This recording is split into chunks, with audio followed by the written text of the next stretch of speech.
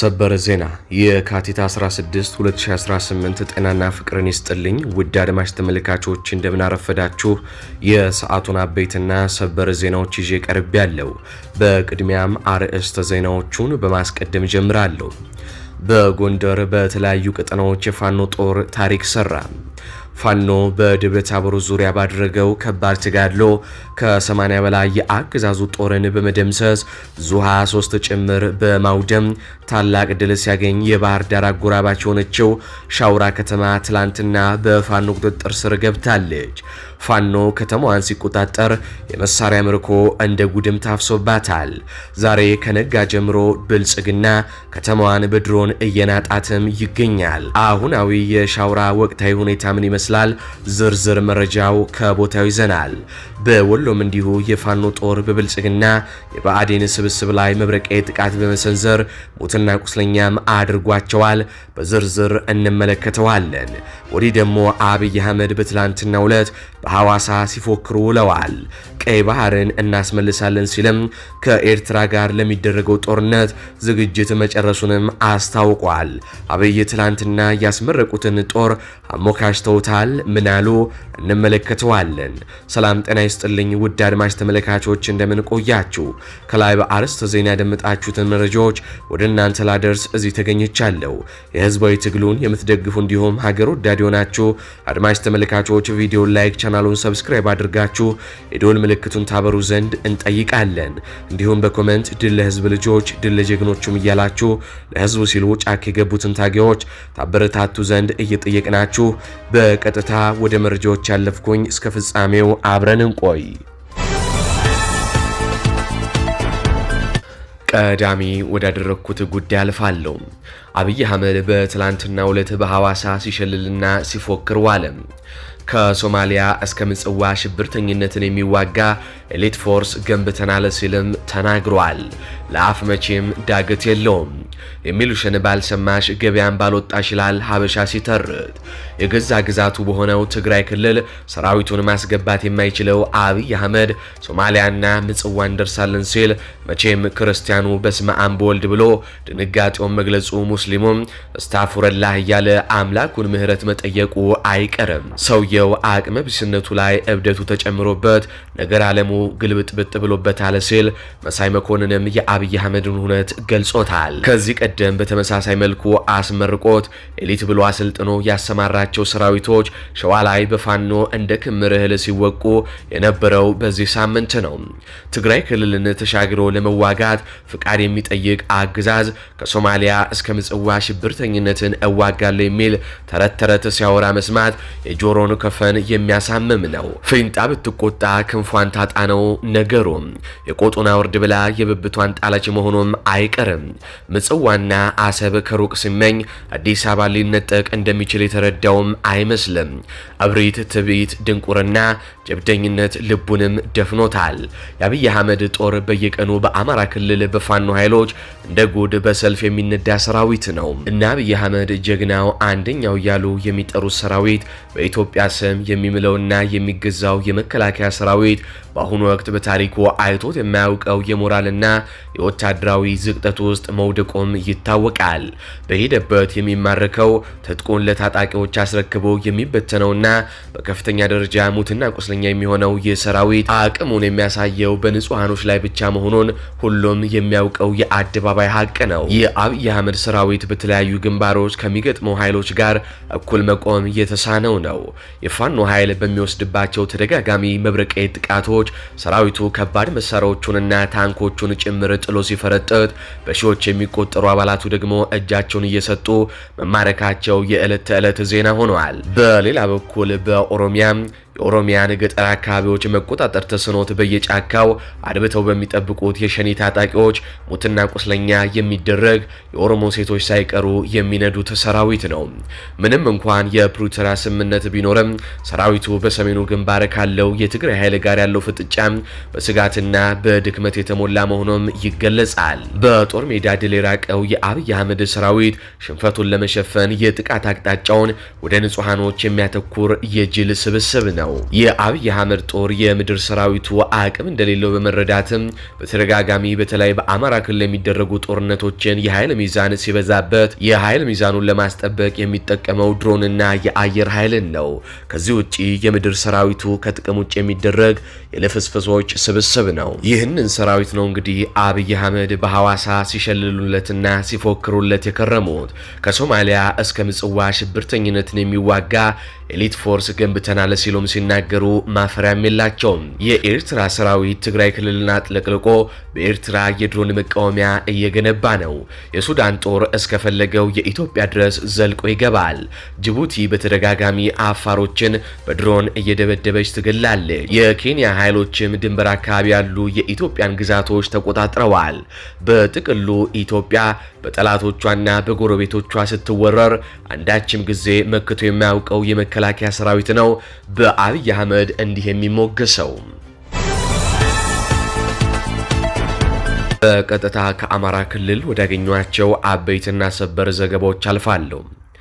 አፋብን ያወጣውን የምህረት አዋጅ ሳይጠቀሙ ቀርተው የፋሽስቱን አገዛዝ ብልጽግና ተልእኮ በማስፈጸም ላይ የነበሩ ታጣቂዎች ላይ የማያዳግም አስተማሪ እርምጃ መወሰዱ ተገለጸ። በመካነ ሰላም ዙሪያ ማለትም 031 ቀበሌ ከአማራ ሳይንት መቅደላ ክፍለ ጦር አትሮንስ ሻለቃና ኢንጂነር ደሳለኛ ሰፋ ክፍለ ጦር በተውጣጡ ሻለቃዎች የተናበበ የተቀናጀ ውጊያ በሙደላላ ታዳይ ከተማ የተቀመጠ ከፖሊስ ከሚሊሻና ከሰላም አስከባሪ ተጣምረው የተቀመጡትን የስርዓቱን ወንበር ጠባቂዎች ከህዝባቸው ይልቅ አለቃቸውን ያመኑ ከህሊናቸው ይልቅ በሆዳቸው የተገዙ የዘመናችን ድናቁርቶች ላይ የማያዳግም እርምጃ ተወስዶባቸዋል። በዚህም የፋኖን የምህረት አዋጅ ያልተቀበሉ የፖሊስና የሚሊሻ ኃይሎች ላይ በትላንትናው ዕለት በተወሰደው የማያዳግም አስተማሪ እርምጃ ከ20 በላይ ሙትና ቁስለኛ የተደረጉ ሲሆን 11 ክላሽ፣ አንድ ሽጉጥ እንዲሁም በርካታ የደረት የወገብ ትጥቆችን በፋኖ ተማርከዋል። በተጨማሪም መካነ ሰላም ዙሪያ በሰኞ ገበያ ተዋ መገንጠያ በተደረገ ለአስጨራሽ ውጊያ ፋኖ በወሰደው መብረቃዊ ጥቃት በአገዛዙ ዙፋን ጠባቂ ሰራዊት ላይ ግለቱን የጠበቀ ውጊያ ተደርጎ በብልጽግና ላይ ከባድ ኪሳራም ደርሶበታል። ፋኖም ይዞታውን ያስጠበቀ ሲሆን የብልጽግና ኃይል አንድ አምቡላንስ ሙትና ቁስለኛውን ጭኖ ወደ መጣበትም ተመልሷል። አሁን በቀጥታ በሰበር ዜና ወደ ተጨናነቀው ወደ ጎንደር አልፋለሁ። ቁልፍ ወታደራዊ ጠቀሜታ እንዳላት የሚነገርላት ሻውራ ከተማ በፋኖ ቁጥጥር ስር ገባች። ያለፋ ወረዳ መቀመጫ በሆነችው ሻውራ ከተማ ላይ በትላንትናው ዕለት ከረፋዱ ጀምሮ በተደረገ ተጋድሎ ፋኖ በርካታ ያገዛዙ ወታደሮችን በመደምሰስ አመሻሹን ከተማዋን በቁጥጥር ስር ማስገባቱን የሚዲያችን የቀጠናው ዘጋቢዎች ለማረጋገጥ ችለዋል። ያላንዳች የሰብአዊና ምቁሳዊ ኪሳራ ውጊያውን በበላይነት በመምራት ሻውራ ከተማንና በአካባቢው የጎላ ወታደራዊ ጠቀሜታ ያላቸውን ሌሎች ይዞታዎችን የተቆጣጠረው የፋኖ ኃይል ዶሽቃ መሳሪያን ጨምሮ በርካታ ጥርጥር ጥቁር ክላሽንኮቭ መሳሪያዎችን ከከባድ መሳሪያ ተተኳሽ ቅንቡላዎች ጨምሮ በርካታ መሳሪያዎችን መማረክ ችሏል ነው የተባለው። አብይ አህመድ ለዩናይትድ አረብ ኤምሬት መልካ ፖለቲካ ፍላጎቶችና ጥቅሞች መስዋዕት ይሆን ዘንድ የሰበሰባቸውን ወጣቶች በሐዋሳ እየመረቀ የቀይ ባህር ዘብነኝ እያለ በሚደነፋበት ተመሳሳይ ዕለት ጎንደር ላይ በትላንትናው ዕለት ተአምር ተደግመዋል። አለፋ ሻውራ ላይ ድንቅ ተጋድሎ ሲደረግ የዋለ ሲሆን የአማራ ፋኖ ብሔራዊ ንቅናቄ በላይ ዘለቀ ዕዝ የሁለተኛ መይሳው ካሳ ኮር አለፋ ሻውራ የሰፈረውን የአገዛዙን ሰራዊት ሙሉ ለሙሉም ደምስሶታል። እስካሁን በደረሰን መረጃ መሰረት በትላንትናው ዕለት የጎንደሩ ውጊያ ሻውራ ተጋድሎ ላይ 2 ዶሽቃ፣ 3 ብሬን፣ አንድ ስናይፐር 315 ክላሽንኮቭን ጨምሮ ብዙ ሺህ ተተኳሽም በፋኖ ተማርከዋል። የፋኖ ሰራዊት ሻውራ ከተማን ሙሉ በሙሉ ከብልጽግና ኃይል በማጽዳት የተቆጣጠረ ሲሆን በከተማው የነበሩ የአገዛዙን ወታደሮችም አይቀጡ ቅጣት ቀጥቷቸዋል። የባህር ዳር ጎረቤት ምዕራብ ጣና ጋር የምትዋሰነው ሻውራ ቁልፍ ወታደራዊና ፖለቲካዊ ጠቀሜታ ያላት ከተማ በመሆኗም አገዛዙ ከፍተኛ ድንጋጤ ውስጥ መግባቱ ነው የተነገረው። በዚህም የእውር ድንብር የማይሆን ስራን እየሰራ መሆኑን የተገለጸው። ሻውራ ላይ ተከታታይ የድሮን ጥቃቶች እየተፈጸሙ ነው። ህዝቡም ጥንቃቄ እንዲያደርግ ይገባል። በዛሬው ዕለት ተደጋጋሚ የድሮን ጥቃቶች እየተፈጸሙ ነው። ለክልሉ ዋና ከተማ ባህር ዳር እጅግ ቅርብ የሆነችው ስትራቴጂካዊቷ ሻውራ ከተማ በክንደ ነበልባሉ አድዋ ክፍለ ጦር ስር ትላንትና መግባቷ ይታወቃል። ያለፋ ወረዳ ዋና ከተማ የሆነችውና ለባህር ዳር በቅርብ ርቀት ላይ የምትገኘው ሻውራ ከተማ ከትላንት ጀምሮ በፋኖ መዳፍ እጅ ስር ትገኛለች። እስካሁኑ ሰዓት ድረስ ስማቸው እንደ እሳት የሚፋጁ ክንዳቸው እንደ ብረት የሚጠነክር ክንደ ነበልባል ጀግኖቻችን ሻውራን በቁጥጥራቸው ስር መዋላቸውና ያለፈ ወረዳ የነጻነት አየር መተንፈስና ፋኖ ወደ ባህር ዳር መጠጋቱ ያስጨነቀው የአገዛዙ ሰራዊትም በአሁኑ ሰዓት ከተማዋን እንደ ደብረ ታቦር ሊያወድም የድሮን ቅንቡላ እያዘነበም ይገኛል። እስካሁን 2 የድሮን ጥቃት ተፈጽሟል። ከዚህ በኋላም ተደጋጋሚ የድሮን ጥቃቶች እንደሚፈጸሙ ይጠበቃል። ስለሆነም በዛ አካባቢ ቤተሰቦች ያላችሁ ሰዎች እየደወላችሁ የጥንቃቄ መልእክት እንድታስተላልፉም እናሳስባለን። እዚሁ ጎንደር ላይ ስንቆይ ሌላ ሰበር ዜናም ተሰምቷል። ከክምር ድንጋይ እስከ ደብረ ታቦር ምላሽና ከክምር ድንጋይ እስከ ንፋስ መውጫ ጋይንት ምላሽ በተደረገ ተጋድሎ ከ65 በላይ የአገዛዝ ወታደሮች ሲገደሉ 35 የቡድንና የነፍስ ወከፍ መሳሪያዎች በፋኖ ተማረኩ። ውጊያው ደብረ ታቦር ዙሪያን ጨምሮ ከጋሰኝ እስከ ዘብራ ከአርሴማ እስከ ክምር ድንጋይ እንዲሁም ንፋስ መውጫ ጋይንት ዙሪያን ጨምሮ ከጎብጎቦም እስከ ሳሊ ከመኳቢያ እስከ ኡራኤል ከማደያ እስከ ጣሪያ ጊዮርጊስ ከድሮ እስከ ከርቸሬ አምባ ማርያም ድረስ ፋኖ ከቡድን መሳሪያዎች ጀምሮ የነፍስ ወከፍ ክላሽንኮቮችና የከባድ መሳሪያ ተተኳሽ ቅንቡላዎችን ጭምር ማርኮ የታጠቀበት፣ በአንጻሩ ደግሞ የአገዛዙ ኃይል በርካታ ጓዶቹን ይዞታዎችን ያጣበት ትንቅንቅ መካሄዱን የሚዲያችን የቀጠናው ዘጋቢዎች ከቦታው ለማረጋገጥ ችለዋል። በውጊያው ከተገደሉት የአገዛዙ ወታደሮች መካከል የበታች አመራሮችና የብልጽግና ኃይል የሚተማመንባቸው መስመራዊ አዋጊዎች እንደሚገኙበትም የታወቀ ሲሆን ከተገደሉት በተጨማሪም 81 ወታደሮች ቁስለኛ ተደርገው ወደ ደብረ ታቦር ንፋስ መውጫ እንዲሁም ጋይንት ከተሞች ሆስፒታል ለሕክምናም ተወስደዋል። በዚህ ውጊያም በብልጽግና በኩል ከሞቱት ወታደሮችና ከቆሰሉት በተጨማሪም በብልጽግና ላይ ከፍተኛ ኪሳራ የደረሰ ሲሆን ለጊዜው 2 ብሬንና 2 ሚሊ 14 የቡድን መሳሪያዎች ከብልጽግና በምርኮ ሲገኙ አንድ ዙ 23 ከጥቅም ውጪ ተደርጎም ተመቷል ነው የተባለው። ክላሽና ሌሎች የምርኮና የተተኳሽ መሳሪያዎች እንደደረሱንም የምናቀርባቸው ይሆናል። በመጨረሻም የትግል አጋራችን ቀለብ ስዩም ከአርበኛ ዶክተር አታለለ ሰጠኝ ጋር ቆይታ አድርጋለች። የአፋብን ሰሜን አማራ ቀጠና በላይ ዘለቀ ዕዝ ከፍተኛ አመራር ከሆነው ከአርበኛው ጋር የተደረገውን ቆይታ በአጭሩ አድምጠን እንመለስ። ወደ ቀጥታ ጥያቄዎች ይሄዳለው ማለት ነው። አርበኛ በጣም ጥሩ አመሰግናለሁ። እንግዲህ ምንድነው በአንድም በሌላ መንገድ የአማራ ፋኖ ትግል ከጀመረ ድፍን 2 ዓመት አልፎ 3ኛ ዓመቱን ሊደፍን ወራቶች ነው የቀሩትኝ። በእነዚህ ተጋድሎች ውስጥ እንግዲህ አገዛዙ በጣም ከፍተኛ የሆነ ዘመቻ በአማራ ሕዝብ ላይ ያደረገበትን ጊዜ የምናስታውሰው ነው። ይህ ዘመቻም በሰማይም በምድርም አጠቃላይ ንጹሃንን በመጨፍጨፍ ወገኑን የወጋ ሕዝቡን የገደለ ሀገርን የከዳ አገዛዝ ነው።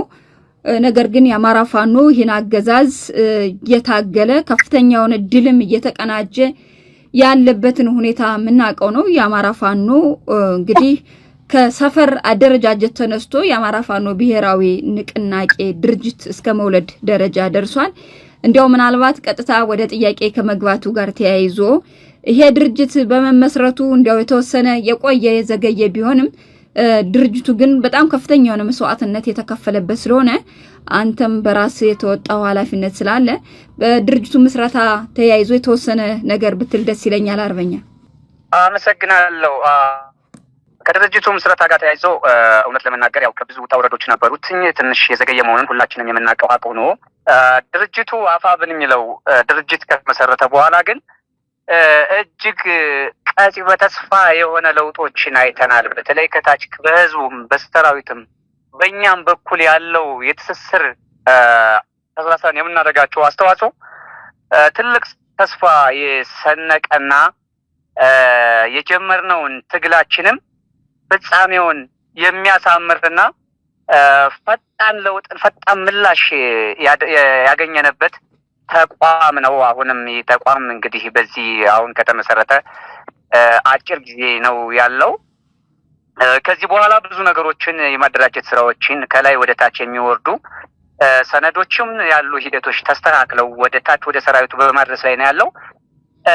ገና በሂደቶቹ እንኳን የመጣው ተስፋና የአንድነታችን እንትን ለሁሉም አስደሳች ሆኖ ገና በተስፋው ሁሉም ተቀናጅቶ አውደ ውጊያዎችንም ስራዎችንም ከመስራት አኳያ ትልቅ ለውጥ ያመጣ ድርጅት ሆኖ አግኝተነዋል። በጣም ጥሩ አርበኛ አመሰግናለሁኝ። ከዚህ ባለፈ ቀጥታ ወደ ጥያቄዎቹ እሄዳለሁ ማለት ነው። ፋኖ ከጠላት ጋር በሚያደርገው አውደ ውጊያ እንግዲህ በተለያዩ በአማራ ቀጠናዎች ከፍተኛውን አውደ ውጊያዎች እየተደረጉ ያሉበት ሁኔታ አለ። በተለይ ከየካቲት 1 ጀምሮ በሰሜን አማራ በላይ እዝ ከፍተኛውን ተጋድሎች ተደርገዋል። በእነዚህ አውደ ውጊያዎች እና ተጋድሎችም ከፍተኛውን ድሎች ተመዝግበዋል። በተለይ በደብረ ታቦር ከተማን እንዲሁም ወረታን ጨምሮ ከመቆጣጠር አኳያና ብዙ ከተማዎችንም ነፃ ከማውጣት አኳያ በተመሳሳይ በቋራ በኩልም በአርማጭሆም ከፍተኛ ተጋድሎ ተደርገው ነፃ የወጡ ከተሞችን እንመለከታለንና በእነዚህ ከተሞች ውስጥ ያለውን ህዝብ ማን ነው የሚያስተዳድራቸው? አርበኛ አመሰግናለሁ።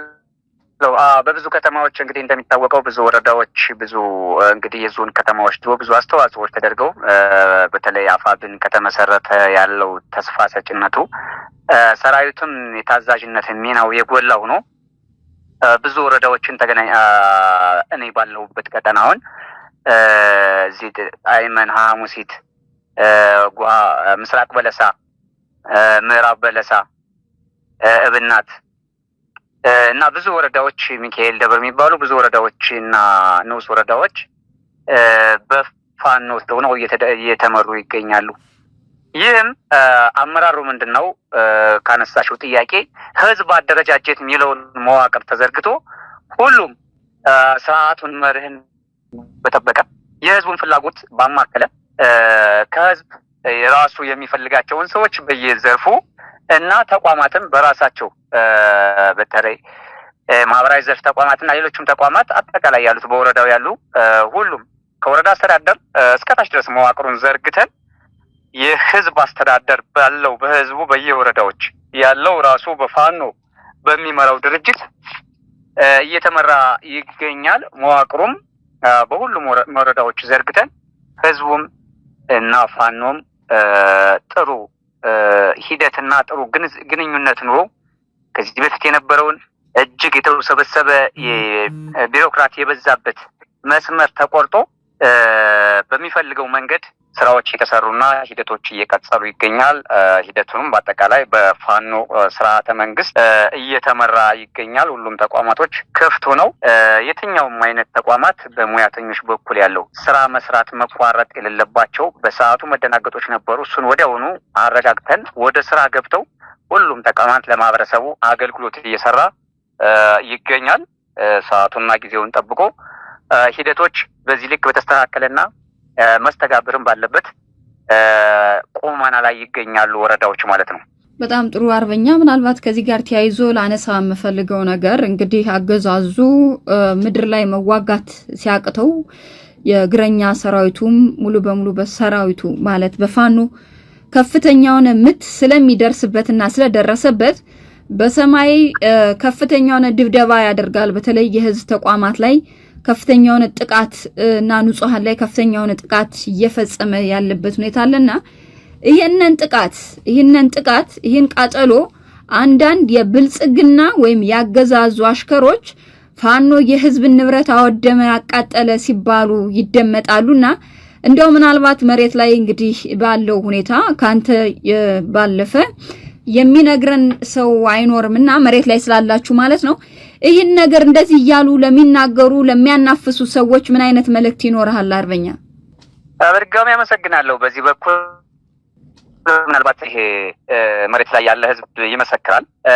እንግዲህ አገዛዙ ምንድነው ዋናው አላማው ሁላችንም የምናውቀው ተገደንም ወደ ትጥቅ ትግል እንድንገባ የተደረግነበት በሂደቶች በሚያረጋቸውና በሚሰራዎች ከዚህ በፊት ሲፈጽማቸው የነበረ ስራዎች አዲስ አይደለም። የአማራ ህዝብ ጠንቅቆ ያውቀዋል። ምናልባት በሌላ ቦታ በሌላ ሀገር በአንዳንድ ክልሎች ለማያውቁ ሰዎች ይፋ ለማድረግ ያክል ነው። እዚህ መሬት ላይ ያለው ግን በይፋ የምናየው ሁሉም ህዝብ የሚመሰክረው ሀቅ ነው። ሆኖም ግን ምንድነው ሆን ተብሎ አይደለም ተቋማቶች በድሮንም አቅሙ በፈቀደው ማንኛውም መካናይዝም ማቃጠል ቀርቶ ሆን ተብሎ ተልእኮ ተሰጥቷቸው ተቋማትንም ኢቭን የግለሰብ የፋኖ ቤተሰብ ነህ ተብሎ የምንመገበው ምግብ በማቃጠል እንደው የምግብ እህል አሰባስቦ ማቃጠሎች ጥኖ ከመሄድ ያለፈውን ከዛ የተረፈውን የፋኖን ሀብት የፋኖን ቤት የፋኖ ቤተሰብ አጠቃላይ አለ ተብሎ ተዘርዝበው በማቃጠልና በማሳደድ የአማራ ህዝብ እንዲጠፋ በተፈረደበት መንገድ መሬት ላይም ጭምር እንዳይኖር በፈለገው ባቀደበት መንገድ በማስኬድ ምናልባት ይህንን በተቃራሪው ፋኖ አቃጠላቸው ከተማዎችን ተቋማትን የሚለው መንገድ ምንም እንኳን ይህንን ተአማኒነት እንደሌለው በይፋ የሚያደርገው አንድ ሽብርተኛ ህዝብ ላይ በየትኛውም ሀገር ላይ ተደርጎ ማቅ አቅሙ የፈቀደውን ሁሉ በየትኛውም አይነት የመዋጊያ መሳሪያ ጀትም ድሮንም ሌሎችን መካናይዝም ተጠቅሞ በተለይ ትምህርት ቤቶች ባሉበት ህፃናት በተሰበሰቡበት ሕክምና ባለበት የሃይማኖት ተቋማት ባለበት ሙሉዎችን የማቃጠልና ከህዝቡም ጋር የመነጠል ስራዎችን እሰራለሁ ብሎ ብዙ ሙከራዎችን እያደረገ መሆኑን የዓለም ህዝብ እንዲገነዘብልና እንዲያቀልን እንፈልጋለን። ምናልባት መሬት ላይ ያለው ህዝብ በቅርብ ያለው ህዝብ የአማራ ህዝብ ሁሉን ነገር ጠንቅቆና ተንትኖ ያውቀዋል።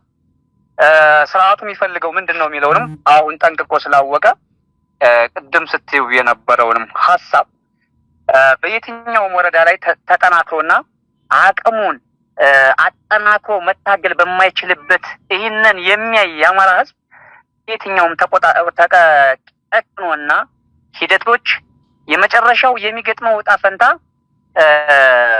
ሁሉንም እየበላ እየሄደ አማራን የማጥፋት ዘመቻ ሲሆንበት ሁሉም ቦታ ላይ አውደ ውጊያ ሲከፍትበት በዚህ መንገድ እየተንቀሳቀሰ ወረዳዎችንም እየበተነ የሚችለውን እያቃጠለ አቅሙ የቻለውን እየጫነ አቅሙ ያልቻለውን እያቃጠለ በሄደበት አጋጣሚ ይሄ የፋኖ ዘር ነህ የፋኖ ቤተሰብ ነህ እያለ አራስ ነፍሰ ጡርም እያሰረ ህፃናትም እያገተ ብዙ መስዋዕቶችን በማስከፈል ያለውን ከእውነት የራቀ ፋኖ የሚያቃጠላቸውም ፋኖ የሚያወድማቸው አንዳችም ነገር የራሱ ሀብት የለም። ፋኖ ማለት የአማራ ህዝብ ነገራችን ላይ ሁሉም ህዝብ ፋኖ ነው እዚህ ላይ እንዲሰመርበት የምፈልገው። ስለዚህ የራሱ ህዝብ የራሱን የሚያቃጥልበት አንዳችም አይነት ቁመና የለውም። የራሱ ሆን ብሎ ለመፍጠር ለማጥፋት የአማራን በኢኮኖሚም በሰው ሀብትም ለማጥፋት የሄደበት ርቀት እንደሆነ ሁሉም ማህበረሰብ እንዲገነዘበው እፈልጋለሁ። አርበኛ እውነት ነው። እንግዲህ አገዛዙ በድሮን ያወድማል፣ የአማራን ህዝብ በድሮን ያቃጥላል፣ ያነዳል። ከዛ ደግሞ ድጋሜ በውሸት እየገደለን ነው የሚለው ተገቢነት ያለው አገላለጽ ነው።